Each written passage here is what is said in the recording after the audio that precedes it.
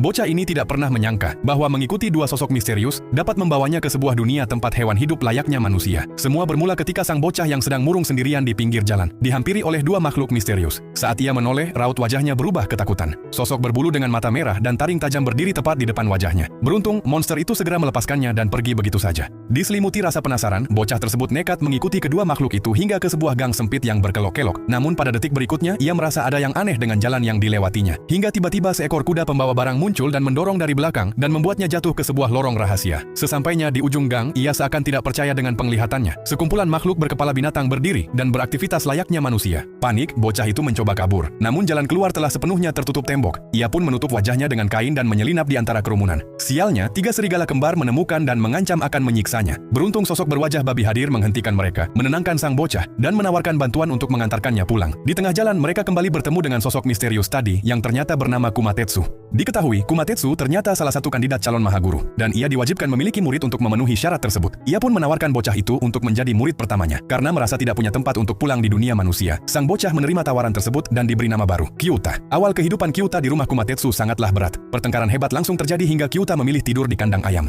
Bahkan untuk sarapan saja, Kumatetsu hanya makan telur mentah dicampur nasi yang sangat dibenci Kyuta. Merasa tertekan, Kyuta sempat kabur dan menyusuri kota. Namun setelah melihat kehidupan warga desa yang damai, ia memutuskan kembali dan mencoba menerima takdirnya. Sayangnya, latihan mereka berjalan sangat kacau. Kumatetsu adalah sosok egois dan pemarah yang hanya mengandalkan insting tanpa tahu cara mengajar, sementara Kyuta adalah anak yang keras kepala. Sadar gurunya tidak bisa mengajar dengan kata-kata, Kyuta mengubah strategi. Ia mulai mengamati dan menirukan setiap gerak-gerik Kumatetsu secara diam-diam. Mulai dari berjalan, membelah kayu, hingga latihan fisik. Perubahan besar terjadi saat mereka melakukan perjalanan menemui para master hebat di seluruh alam monster. Dari sana, Kyuta belajar memahami arti kekuatan yang sebenarnya dan memanfaatkan gerakan sehari-hari untuk melatih refleks, membaca pergerakan, serta menyelaraskan pernapasan. Kumatetsu yang terkejut melihat perkembangan pesat muridnya mulai menyadari bahwa dengan mengajari Kyuta, ia juga belajar memahami kekurangannya sendiri. Anak kecil yang dulunya kesepian dan lemah itu kini telah tumbuh menjadi petarung muda yang tangguh, dan ikatan di antara mereka telah berkembang menjadi hubungan batin yang kuat, layaknya ayah dan anak.